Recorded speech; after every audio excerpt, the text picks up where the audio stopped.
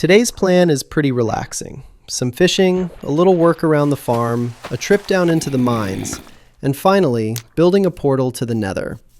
It's the perfect cozy background for you to sit back, relax, or even fall asleep to while we listen to some more crazy Reddit stories. So get comfortable, and let's get into some stranger drama.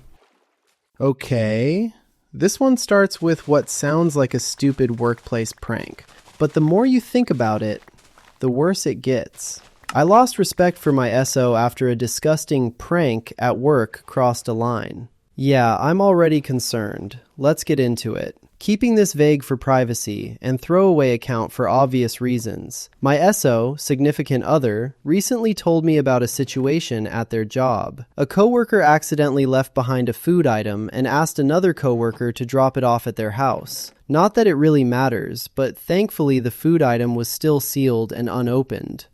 Okay, so the food was sealed. Nobody had opened it. But then OP's SO suggested dunking the item in a public restroom toilet as a joke before returning it. Wait, they suggested that? The other coworker actually did it, and the item was given back without the person knowing. Yeah, that is a pretty serious line to cross for a joke. My SO told me this story like it was funny. I was disturbed. It feels immature at best and unethical at worst. Just because no one technically likes this coworker, that doesn't justify doing what they did. And that's an important detail. Apparently this person was disliked by the other employees. But I don't think that really changes the situation. You can dislike someone, you can think they're difficult, you can complain about them, but secretly putting their food in a public restroom toilet and giving it back without telling them, that's a completely different thing. Since starting this job, I feel like my SO's maturity level has regressed significantly. I am losing respect and questioning our future over the shift I'm seeing. And that's where this becomes bigger than one disgusting workplace prank. Because OP isn't just saying, my SO did something gross. They're saying their SO has changed. And they're questioning whether this is the person they thought they married. Am I overreacting to see this as a serious character issue? Then OP adds, apparently this coworker is secretly hated by everyone. Doesn't make it any better. I could never fathom doing that to anyone, no matter how much I didn't like them. Yeah, I agree with OP on that part. The fact that someone is unpopular doesn't give everyone else permission to treat them however they want. Then someone asks, has he always had behavioral issues like this? OP responds, it's annoying because he would always come home and tell me how immature all of the employees are there, etc. But then he slowly started showing signs of the same immaturity he was describing. But this absolutely floored me and completely changed the way I view him as a person. Hence the username. This is not the person I married. Man, that last sentence says a lot, because OP had apparently already noticed a gradual change. Their SO would come home and talk about how immature everyone else at work was, and then slowly started showing signs of that same immaturity. But this incident was different. This one completely changed how OP viewed them. And then there's an update. Update, February 22nd, 2026. Next day. Context. My SO gave a coworker the idea to dunk another employee's food in a public toilet as a prank, and it was carried out. SO thought it was funny. I'm disturbed by the ethics, the risk to his job, and what feels like a major decline in their maturity since starting this job. We have children, and this behavior puts our financial stability at major risk. Okay, that adds something pretty important. They have children. So OP isn't only thinking about whether their SO behaved immaturely. They're thinking about what happens if this behavior costs them their job, because now there are kids involved. And OP is specifically worried about the family's financial stability. Then OP continues. Update. Hours after calmly explaining how this behavior could affect our family, it was acknowledged.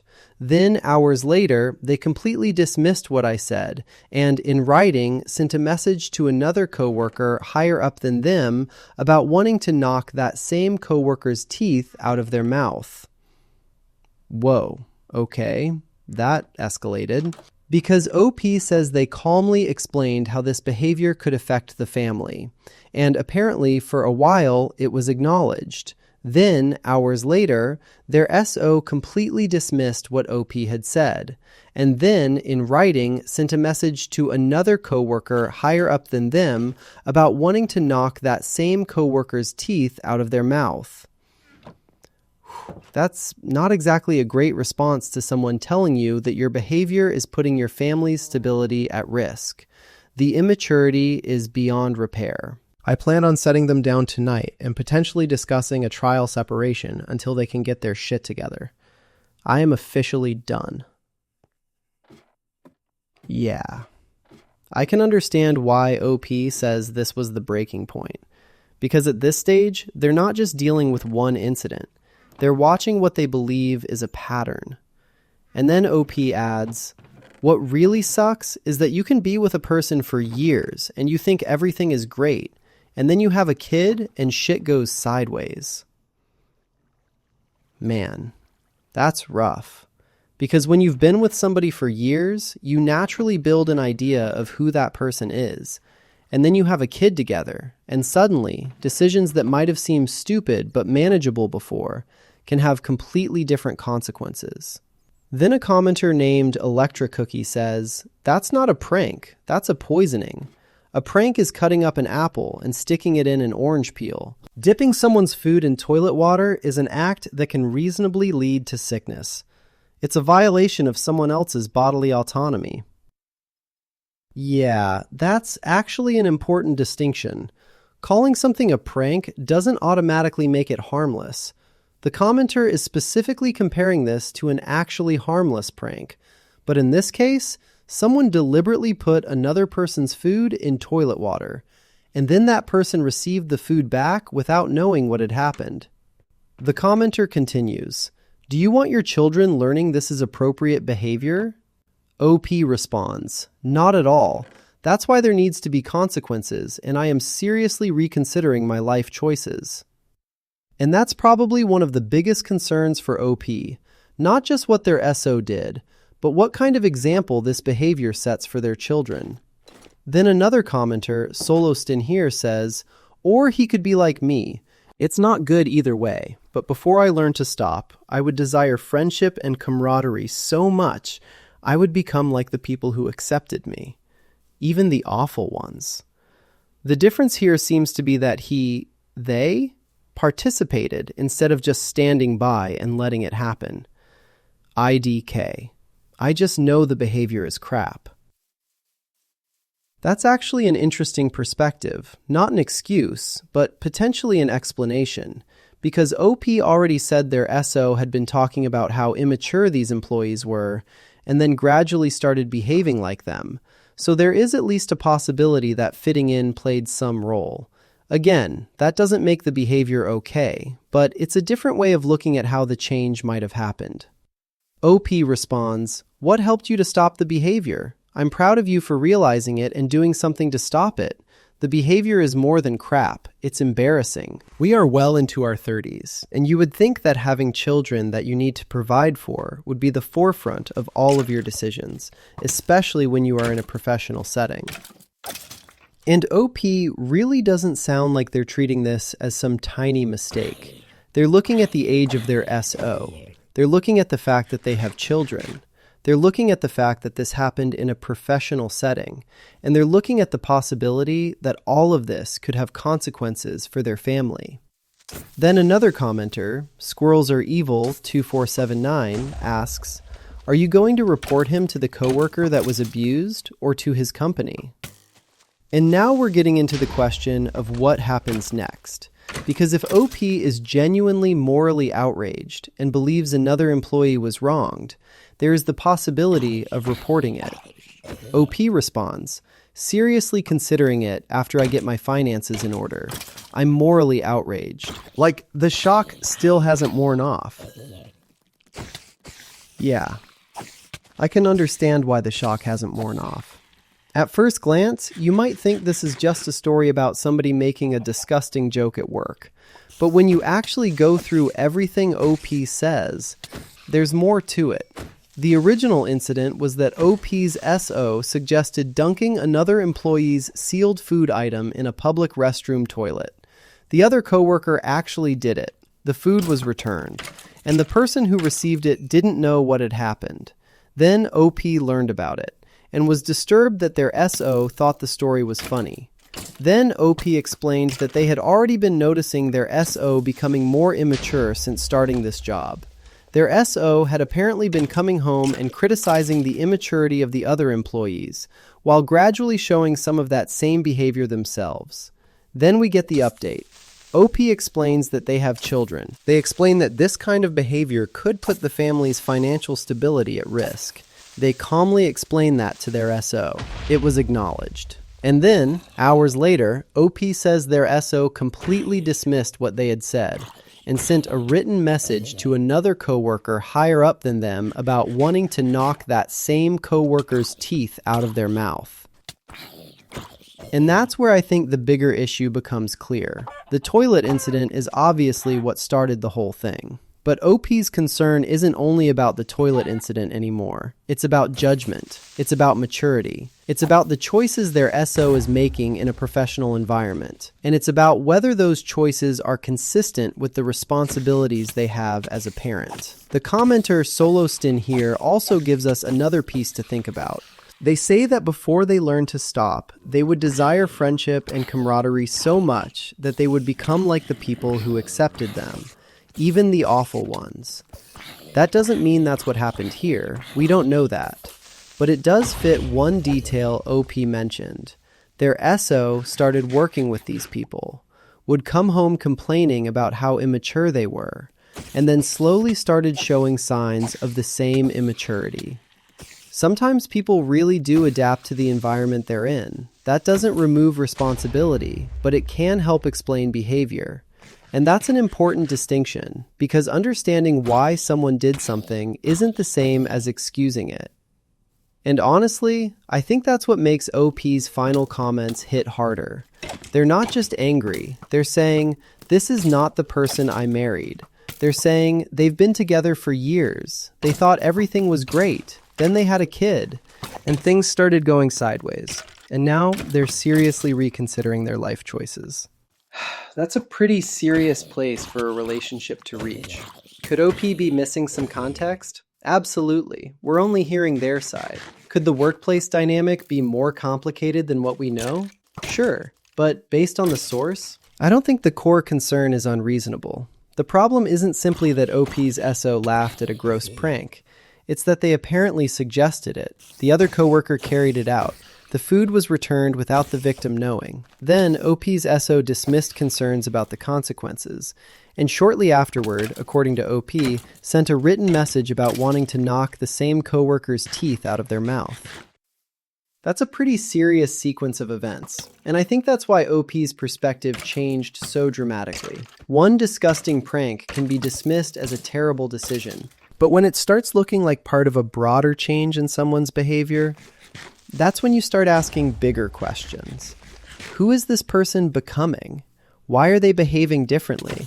And most importantly, can I trust them to make responsible decisions when those decisions affect our family? Because that's the real issue here. Not the toilet, not whether the coworker was secretly hated, not whether everyone at work thought the person was annoying. The real issue is what someone is willing to do to another person.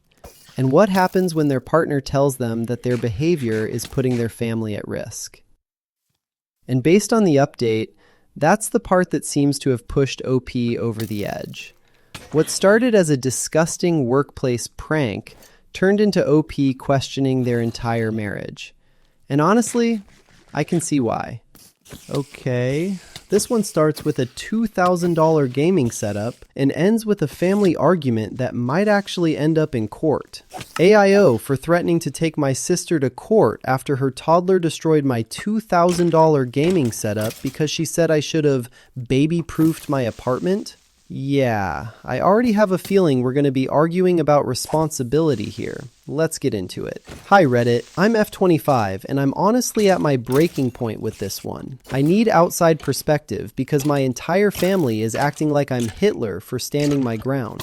Okay, that's a pretty strong way to start. So I, 25F, am a student software developer and a pretty serious PC gamer in my free time. I live alone in a one-bedroom apartment that I've spent years making cozy and functional. I saved up for a long time to build my dream PC setup. Triple monitors, custom mechanical keyboard, ergonomic chair, the works. Altogether, my rig is worth a bit over $2,000, and I take care of it like it's a damn child. Honestly, I can understand being protective of a setup you spent years saving for, especially if you built the whole thing yourself. Last weekend, my older sister, 30F, asked if she could crash at my place for one night because her apartment was being fumigated and her husband was out of town. She has a 3-year-old son, Max, who's, let's say, spirited. I love him, but he's a little chaos goblin. I hesitated, but she swore she'd keep an eye on him and that it'd just be for one night. So OP already hesitated, but agreed because it was supposed to be one night, and because the sister promised she'd keep an eye on her son. They show up Saturday afternoon, and immediately it's clear she wasn't kidding about Max being a handful.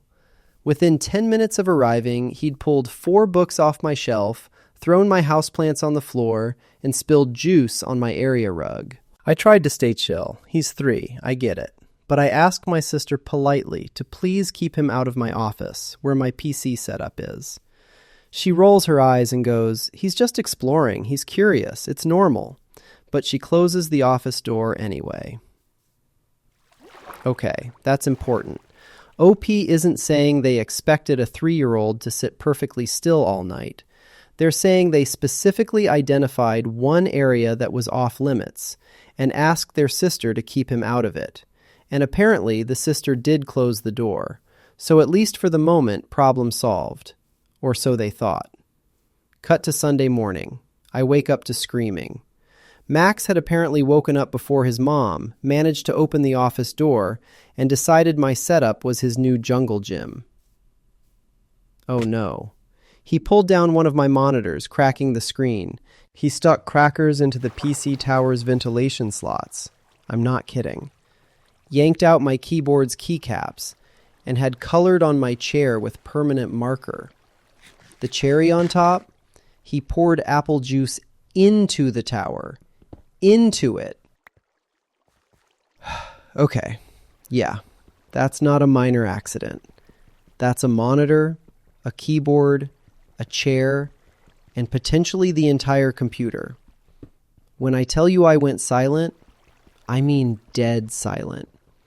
My sister comes in, sees the damage, and just says, "Oh no," in this incredibly flat tone, like someone knocked over a cup of coffee. I start freaking out, and she has the audacity to say, "You should have baby-proofed the room if it was that important to you." Wait, she said OP should have baby-proofed the gaming setup? I lost it. I told her that 1, she knew he wasn't supposed to be in there. 2, this is my space, not a damn daycare. And 3, baby-proofing a $2,000 gaming setup is not a standard requirement for adults living alone. And honestly, I can see why OP snapped. The sister wasn't unaware that the room existed. She had been specifically asked to keep the child out, and she had closed the office door herself. The problem was that the child apparently opened it later. She told me to calm down and said that he's just a kid and stuff is replaceable. I told her she could replace it then. She said she didn't have the money right now, but maybe in a few months she could give me a few hundred. I told her that wasn't acceptable and that she needed to take full responsibility. Okay, now we're talking about the actual disagreement. The sister's position seems to be that the kid is 3, accidents happen, and the equipment is replaceable. OP's position is basically, sure, he's 3, but that doesn't mean the person whose property was destroyed has to absorb the entire cost. She left in a huff, and now my whole family is blowing up my phone. My mom says I'm being materialistic and should understand that my nephew didn't mean it. My dad said I should have locked the door if it was that important. My brother actually said, "Why do you even need 3 monitors anyway? That's kind of overkill." Okay, the 3 monitor comment is not exactly helping. Whether someone personally thinks 3 monitors are necessary doesn't really determine who should pay for a damaged setup. I've filed a claim with my insurance, but there's no guarantee it'll be covered since it was technically guest damage. I also told her that if she does not pay up, I'll take her to court for what happened. And now we're at the part where this goes from a family argument to a potential legal dispute. Now I'm getting texts from my sister demanding an apology for blaming her kid for being curious.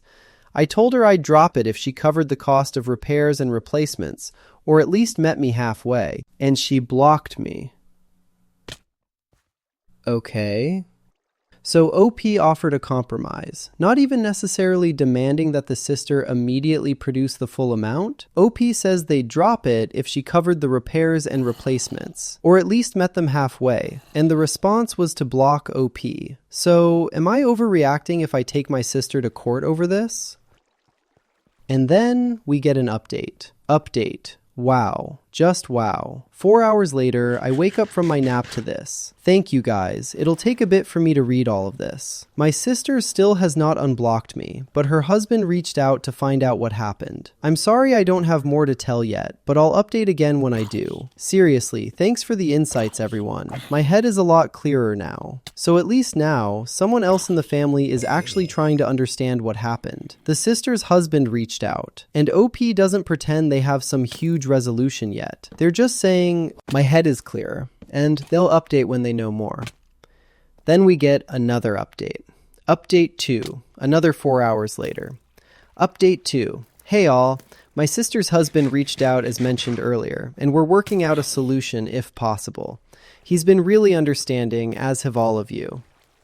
Okay, so this is already going in a much better direction. At least the husband is listening. And they're trying to work out a solution instead of immediately going to court. But OP also wants to clarify something about the office, because apparently some people had questions about the apartment layout. Also, to clarify the office situation, my 1-bedroom apartment is on the smaller side, 33 square meters / 355 square feet.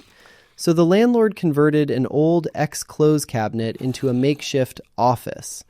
It's weird, but the building is from the 40s, and if they had to get creative with the space with an old tenant or something. So it's living room, sister and her kids slept there. Plus kitchen, I slept there. Plus the office. Okay, that actually matters. Because this isn't some giant apartment where OP had a huge dedicated home office with a toddler running around somewhere else. It's a 1-bedroom apartment that's around 33 square meters, about 355 square feet, and the office is basically a converted old clothes cabinet. So the layout was living room, where the sister and her kids slept, kitchen, where OP slept, and the makeshift office where the gaming setup was. Which means OP apparently wasn't keeping this massive separate room hidden away in some giant apartment. It was part of a very small living space, and OP had specifically asked their sister to keep her child out of that area. And that's probably the detail I'd want to know before judging the whole situation, because the central question isn't really whether a 3-year-old should be expected to understand the value of a $2,000 gaming setup. He probably doesn't.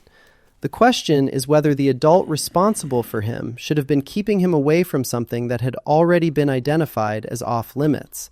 And OP says the sister had been told.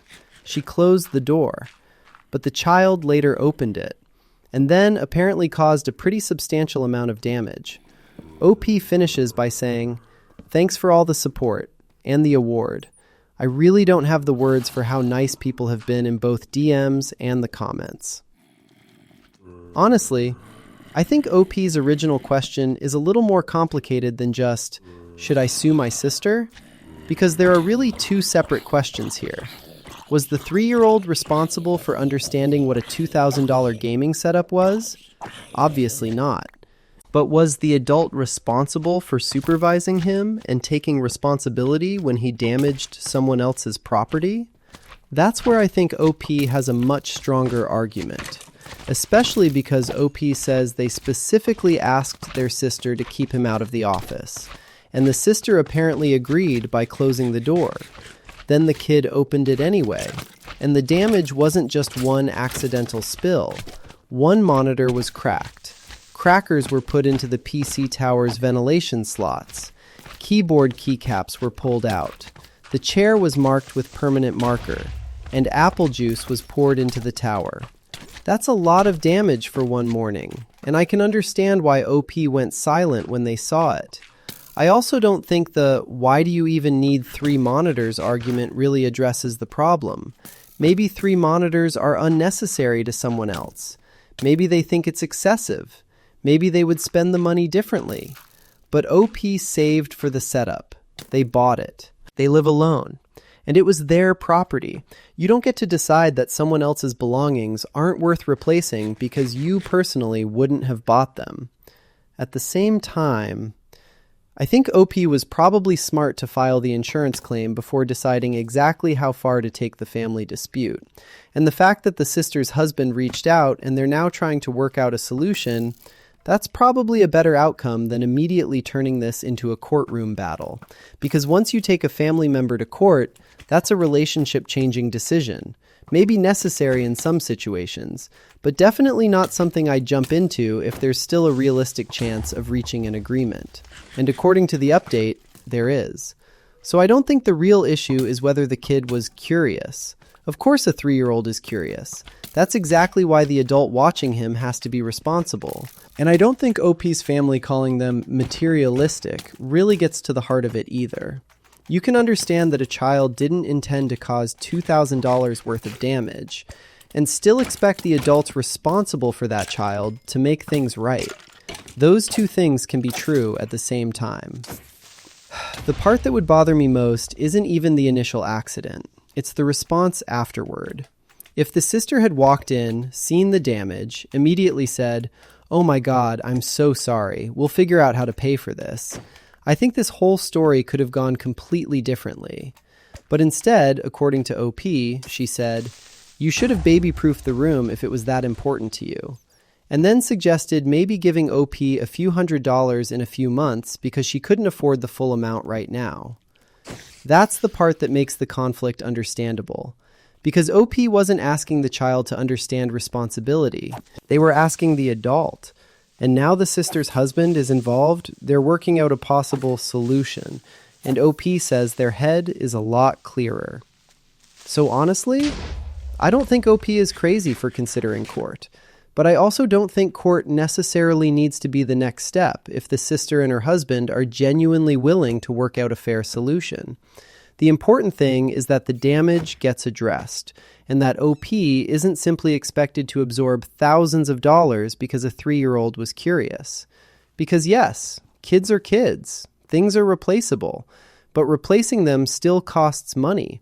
And if you accidentally damage someone else's expensive property while staying in their home, the fact that the person who caused the damage is 3 years old doesn't magically make the damage disappear. So, am I on OP's side?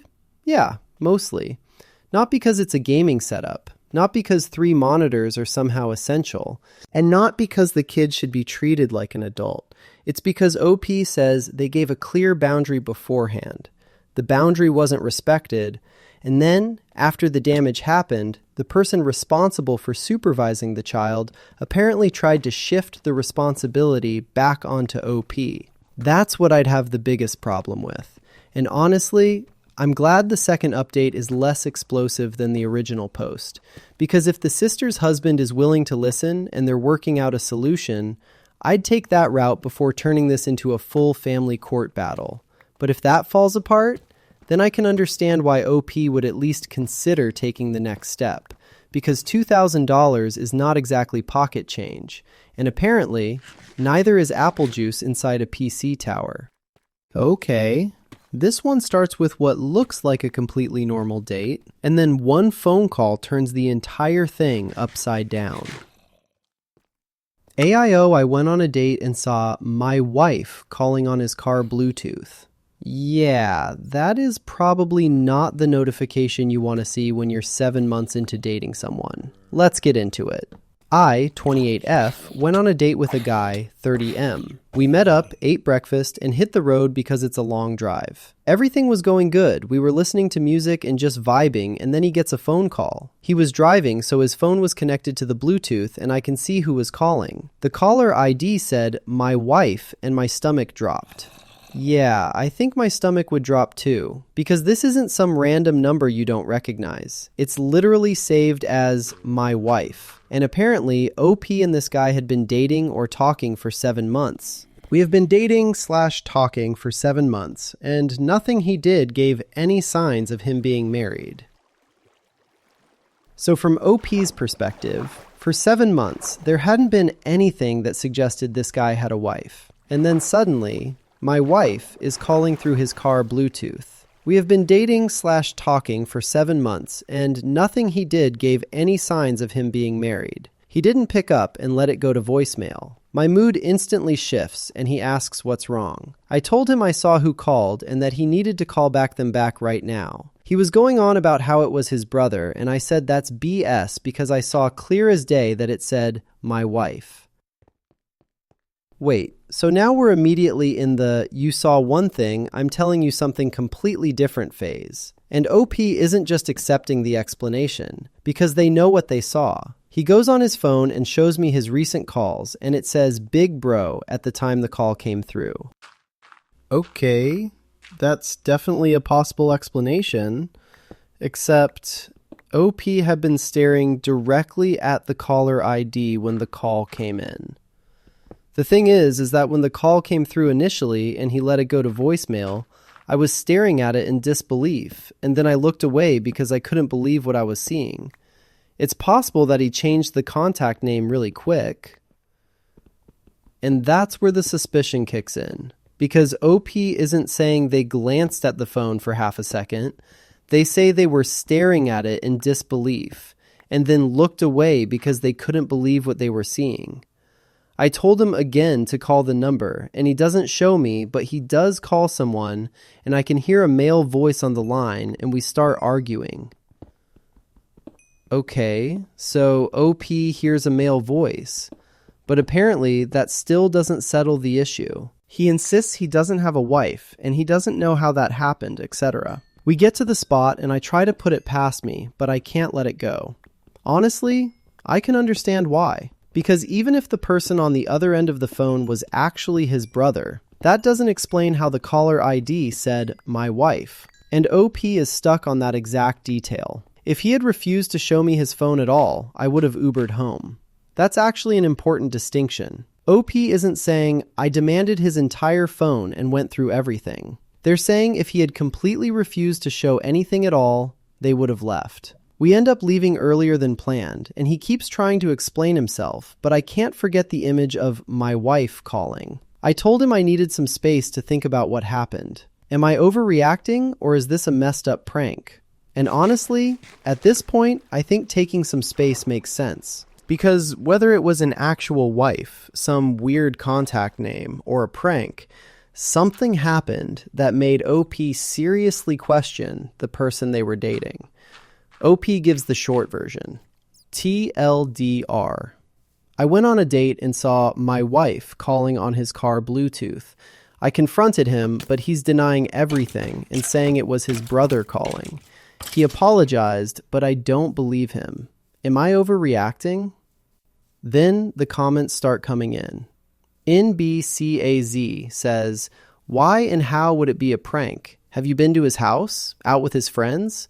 Some people do put sarcastic or nicknames for certain people in their contacts, but him switching up the contact name would have most likely taken some effort that you would have noticed if you were still sitting next to him.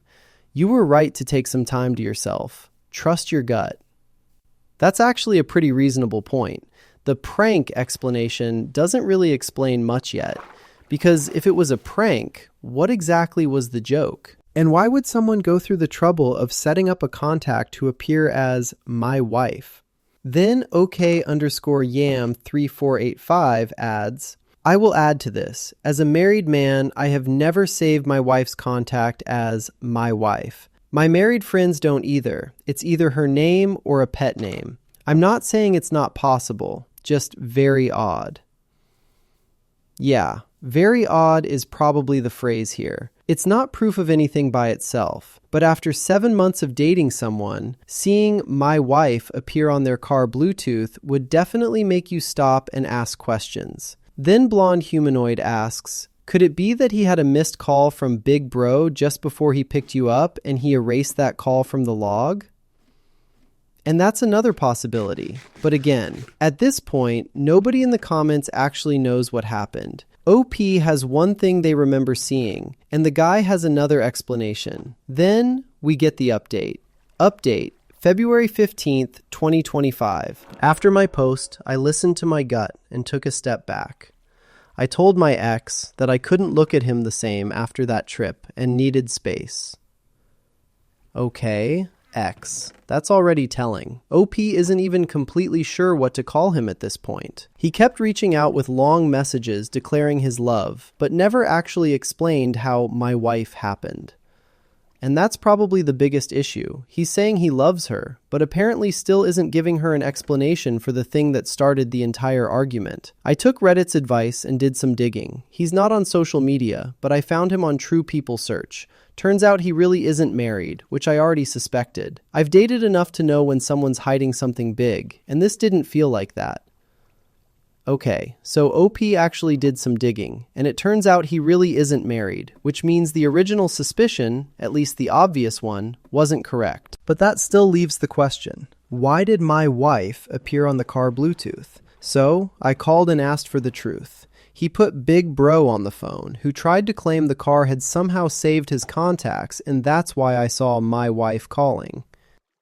Wait, the car saved the contact? That's the explanation? Total bullshit. When I called it out, BB left the call, and I got into another argument with my ex. Okay, so now the brother is apparently involved too, and OP isn't buying their explanation. I told him I was done and thought that was it. Wrong. Yeah, apparently not. He kept sending long messages, asking to see me, and would keep calling, which I ignored, until he finally said he'd tell me the truth. And at that point, OP says they finally wanted the truth more than anything. At that point, that's all I wanted because I knew what I saw and felt like I was being gaslit, so I called.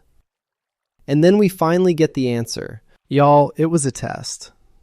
A test? There's no wife, no girlfriend, no significant other. He admitted to making it up because I had already been pulling away before all this, and he wanted to see if I really cared. Okay, so this entire thing, the "my wife" contact, the call, the argument, the confusion, was apparently manufactured by him, because OP had already been pulling away, and he wanted to test whether she actually cared about him. He was crying, saying he didn't mean for it to go this far. Man, that is such a strange way to test someone's feelings. Because imagine being on a date with someone you've been talking to for 7 months. You see "my wife" calling. You think you've just discovered something huge about the person you're dating. And then you find out they intentionally created the situation to see how you'd react. Honestly, in this point felt relieved. I had started to doubt myself, and I was right to trust my instincts. But that didn't change anything. I ended things again. And honestly, I think that makes sense. OP got the answer. They weren't imagining what they saw. They weren't wrong about something strange happening. But the explanation was arguably even stranger. And of course, he went right back to the long-winded messages, so I blocked him. It's over. I'm done. Yeah, at least OP made a decision. Moral of the story, always trust your gut. Then OP answers some questions from the comments. No, I've never been to his house because I only do that if I see something going somewhere. Make of that what you will. Okay, so that's another piece of context. OP says they hadn't been to his house because they only do that when they see the relationship going somewhere. This isn't the first time he's tested me, so I already had doubts. Okay. That changes how I look at the whole thing, because this wasn't apparently the first time he'd tested OP. So this wasn't necessarily one completely random incident that came out of nowhere. OP says there were already doubts. Yes, I've met BB before, but we weren't close. Turns out he was in on it the whole time. Wait, so the brother was in on it too? That means this wasn't just something the guy came up with completely on his own. There was apparently another person involved in the setup. No, this isn't fake. And OP finishes the update with, TLDR, it was a test. There was no wife. I ended things. He kept chasing. I blocked him. Always trust your gut. And then there are some relevant comments. Writing_mm_romance says, so his end goal was what? If you stayed even though he had a wife, you were the one? WTF. Honestly, that's a pretty good question, because what exactly was he hoping would happen? If OP had seen my wife calling and responded by saying, oh, okay, that's fine, would that have somehow proved she cared? OP responds, I honestly don't know. Like, who would stay in that situation, LOL? Maybe he had a girlfriend and got caught. Maybe he was priming me for cheating. Or maybe he just wanted to get rid of me. No clue. He said it was to see if I cared, as if my reaction would somehow prove my feelings for him. It doesn't make any sense, but it's giving manipulative and toxic, and I'm over it. Yeah, I think OP summed up the problem pretty well there. The test itself doesn't really produce a useful answer, because if you react badly to seeing my wife calling, that doesn't prove you don't care. It proves you saw something that would reasonably upset you. And if you stay, that doesn't necessarily prove you care either. You could just be confused. You could be trying to understand the situation. You could be responding differently for 100 different reasons. So using something like this as a relationship test seems pretty backwards. Then KSMYASFML says, it's called Test and Apologize. I just learned about this myself at 46, LOL. Stupid games men play. I recently had to block a guy for testing me. And there it is. Another person in the comments says they've experienced something similar. So apparently OP's situation isn't completely unique. But the biggest thing here is that OP already had doubts about this guy before the My Wife incident. Then he created an elaborate test, involved his brother, let OP believe she might have discovered a secret wife, and then eventually admitted that the whole thing was fake because he wanted to see if she cared. And honestly, if you're already worried that someone is pulling away from you, there are probably healthier ways to find out how they feel. You can ask. You can communicate. You can talk about what's changed. You can tell them you're feeling insecure about the relationship.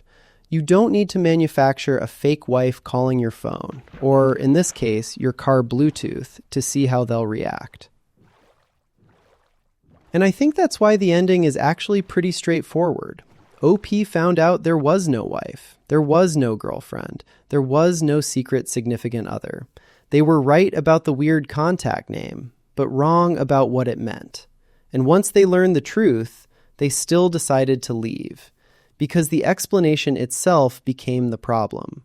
The relationship was already having doubts. The test didn't fix those doubts. It made them worse.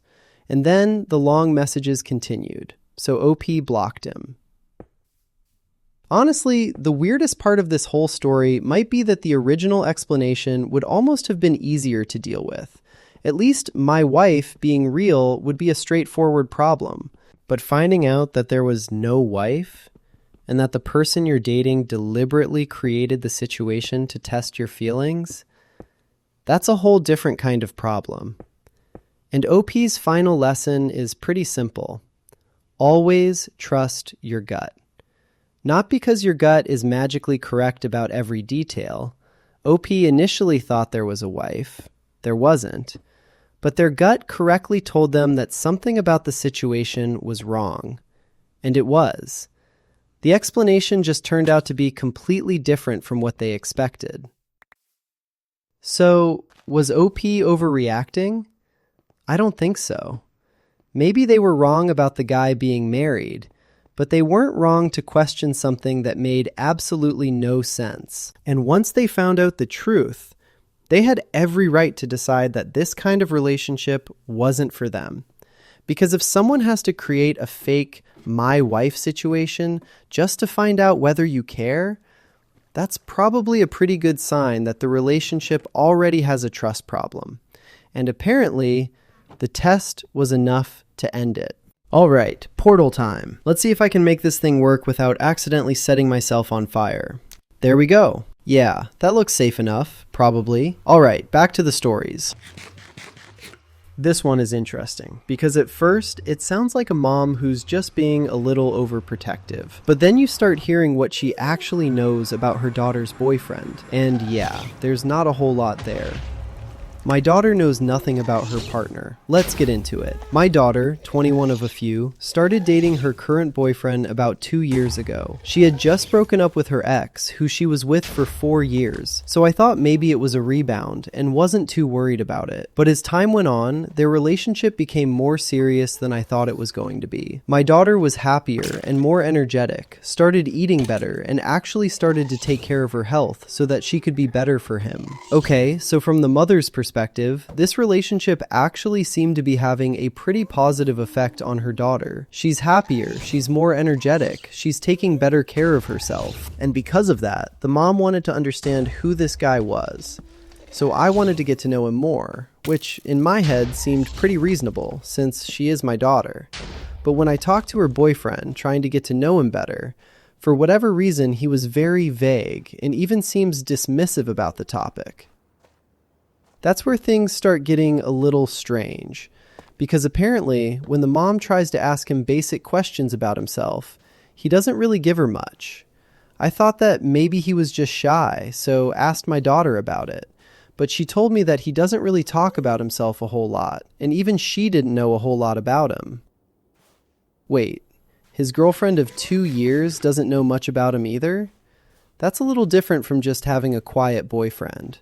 Besides his few hobbies, the only things she really knew about him was that he is either currently serving in or working with the military, travels a lot for his work, speaks at least 4 different languages fluently, grew up without parents as an orphan, and where he lived. Okay, that's quite the list. Military-related work, travels a lot, speaks at least 4 languages fluently, grew up without parents as an orphan, and apparently doesn't talk much about himself. None of those things automatically mean something is wrong, but put all of them together, I can understand why a parent might have questions. And as a mother, the fact that my daughter didn't know much about her partner was an issue for me. He wasn't active on social media or anything, so I couldn't go the old name search route. So when I learned that he was either currently serving or working with the military, I asked my father, a retired vet, to talk to him. So instead of trying to investigate him herself, she asks her father, who's a retired veteran, to talk to him. And honestly, that makes some sense if you're trying to understand what this guy actually does for work. But after my father had a conversation with him, he told me that her boyfriend is fine and that I shouldn't overthink it, without any further discussion. Okay, that's interesting, because the grandfather apparently had a conversation with the boyfriend and comes away saying he's fine, but he doesn't tell the mother anything else. And that seems to make the mystery even more interesting. In fact, he supports their relationship, and they seem to have become pretty close, spending time together talking in the garage, going out for drinks and food, watching old movies, and even going shooting together. Wait, so the retired veteran in the family actually likes this guy. Not only that, they've apparently become pretty close. They're hanging out in the garage, going out for food and drinks, watching old movies, and even going shooting together. So the grandfather is apparently much more comfortable with this mysterious boyfriend than the mother is. And I can kind of see why that would make the mom even more confused, because she doesn't know much about him, but her father seems to have talked with him and decided he's completely fine. I feel like I need to know more about him since he is by a daughter's partner, but I also don't want to ruin anything because I can tell my daughter is happier with him than she has ever been. And that's the conflict. The mother isn't saying her daughter is miserable. Actually, it's the opposite. She's saying her daughter seems happier than she's ever been. So now she has 2 competing thoughts. One is, I don't know who this guy really is. And the other is, my daughter seems genuinely happy with him. I've even considered private investigator as an option. Feel like that's going a bit overboard. Yeah. A private investigator would be a pretty significant escalation, especially when her daughter is 21. She's an adult. So the question isn't really whether the mom is allowed to be concerned. Of course she can be concerned. The question is how far she should go with that concern. Should I just accept him for now and expect more details later, or what should I do? Then OP adds an edit. Edit. I was never going to hire a PI. I just mentioned it in my post just to show the severity of my worry. And it is possible for a parent to be worried about their child without any other hidden agenda. I was once her age, and all I want for her to live better life than mine. That's actually important context. OP says the private investigator idea wasn't something she was seriously planning to do. She was using it to communicate just how worried she felt. And she also makes it clear that she doesn't believe she has some hidden agenda. She was once 21 herself, and from her perspective, she wants her daughter to have a better life than she had. Then comes another edit. Edit 2. I'm 46 years old. I haven't really tried to force him to tell me everything about him to me. I've asked him twice over the years, and both times he just dismissed the topic. Okay, so OP clarifies that she hasn't been constantly interrogating this guy. She's asked him twice over the years, and both times he dismissed the subject. That's a little more specific than simply saying he's a private person. For people asking me what languages, I know he speaks English and French because those are the two I speak. My daughter has seen him speak Spanish, and she has mentioned that he has been teaching her German. My father has mentioned that he thinks he might know either Dari or something else. So now we have some actual details. OP knows he speaks English and French. Her daughter has seen him speak Spanish. He's apparently teaching her German. And the grandfather thinks he might also know Dari, or another language. So at least the claim about speaking multiple languages isn't based entirely on something the boyfriend told the mother. There are people who have actually heard him speaking some of them. And for everyone saying that he is a guaranteed super top secret government person, I think chances of him being a con man with a secret family halfway across the country is higher than him being Jason Bourne Jr. Okay. I like that OP is not immediately jumping to the most dramatic explanation either. Some commenters apparently went straight to, he's definitely some super secret government operative. And OP is basically saying, guys, relax. Jason Bourne probably isn't hiding in the garage. She thinks it's more likely that he's some kind of con man with a secret family somewhere, which is still a pretty serious possibility to be worried about. But at least OP is trying to keep her feet on the ground. Then she adds, my daughter has on multiple occasions expressed the discomfort of not knowing much about what he is doing, but she told me she is willing to just accept it and go with it for now. Okay. That might actually be the most important detail in the entire post, because now it's not only the mother who feels uncomfortable. The daughter herself has apparently expressed discomfort about not knowing much about what her boyfriend is doing, and yet she's willing to accept it for now. And that's where I think the situation gets complicated. Because if the daughter were completely comfortable with everything, if she knew exactly what he did for work, understood why he traveled, knew his background, and simply preferred to keep the details private from her mother, that would be a very different situation. But according to OP, the daughter herself has questions. She just hasn't decided those questions are enough to end the relationship. And that's ultimately her decision. The boyfriend's privacy by itself isn't proof that he's doing something wrong. There are genuinely private people. There are people whose jobs involve confidentiality. There are people who don't use social media. There are people who don't like talking about their past. And if someone works in or around the military, there could certainly be things about their work they aren't comfortable discussing. But there's a difference between, I can't tell you the details of my work, and I don't want to talk about myself at all. Especially when the person you're dating has apparently been with you for 2 years and still doesn't know much about your life. And then there's the grandfather, because that's the detail I'd be paying attention to. The grandfather is a retired veteran. He apparently spoke with the boyfriend, and instead of coming away suspicious, he came away saying the boyfriend was fine. Not only that, he actually supports their relationship. They've become close. They spend time together. They watch old movies. They go out for food and drinks. And they even go shooting together. So if I were the mother, I wouldn't necessarily ignore my concerns, but I also wouldn't jump straight to a private investigator. I'd probably have a much more direct conversation with my daughter. Not, tell me everything about this guy, but are you comfortable with how little you know about him? Do you understand why he travels so much? Do you feel safe with him? Do you trust him? And is there anything about the relationship that you're worried about but haven't wanted to tell me? Because those questions are really about her, not about trying to uncover her boyfriend's entire history behind her back. And that's especially important because she's 21. She's not a teenager whose parents can simply decide who she can date. She's an adult. The mother can absolutely tell her daughter, I'm worried. She can explain why. She can offer support. She can keep the door open. But ultimately, the daughter has to decide what she's comfortable with. And there's actually one positive thing here that I don't think should be overlooked. The daughter is apparently happier than she's ever been. She's taking better care of herself. She's more energetic. She's eating better. And she's apparently doing things to improve her health because she wants to be better for him. That's not proof that the relationship is healthy, but it's also not something I'd automatically dismiss, because from the information we're given, there isn't an actual confirmed scandal. There isn't evidence of a secret wife. There isn't evidence of a criminal history. There isn't evidence that he's actually lying about his job. There are just a lot of unanswered questions, and the daughter herself is aware of some of them.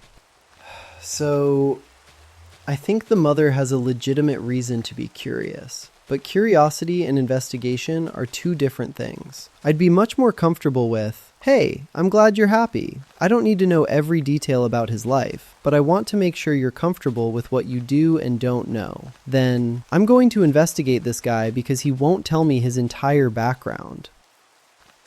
And honestly, the grandfather's reaction matters too, because if a retired veteran who has actually sat down and talked with this guy is comfortable enough to become close friends with him, that's at least worth considering before assuming the worst. It doesn't prove everything is fine, but it is another piece of information. And that's really all OP has right now. Pieces. A boyfriend who is private, a military-related job, a lot of travel, several languages, an unusual childhood, no social media presence, a daughter who doesn't know much about him, but who is also happier than she's ever been, a grandfather who met him and apparently trusts him, and a daughter who admits she feels uncomfortable about some of the unknowns, but is choosing to continue the relationship for now. That's not enough for me to say he's definitely hiding something, but it's also enough to say, yeah, I understand why mom is curious. And maybe the best thing she can do is stay close to her daughter, because if there really is something wrong, the daughter is much more likely to come to a mother who has been supportive and non-judgmental than one who immediately starts investigating her boyfriend. Sometimes the best way to protect someone is to make sure they know they can always come back to you. And in this situation, OP already seems to have something valuable on her side. Her daughter trusts her enough to admit that she sometimes feels uncomfortable about how little she knows. So I'd keep that conversation open. Don't force the boyfriend to reveal everything. Don't secretly investigate him. Don't assume he's Jason Bourne. But don't completely ignore your daughter's concerns either. Because 2 years into a relationship, knowing very little about your partner is unusual. Not necessarily dangerous, not necessarily proof of anything, but definitely worth talking about. And if the daughter is comfortable accepting that uncertainty for now, then ultimately, that's her choice. And that's it for today. If you enjoyed hanging out, hit that subscribe button so you don't miss the next Reddit rabbit hole. And drop a comment below telling me which story was the craziest. If you enjoyed the video, leave a like too. It really helps the channel. Thanks for watching, guys. I'll see you in the next one.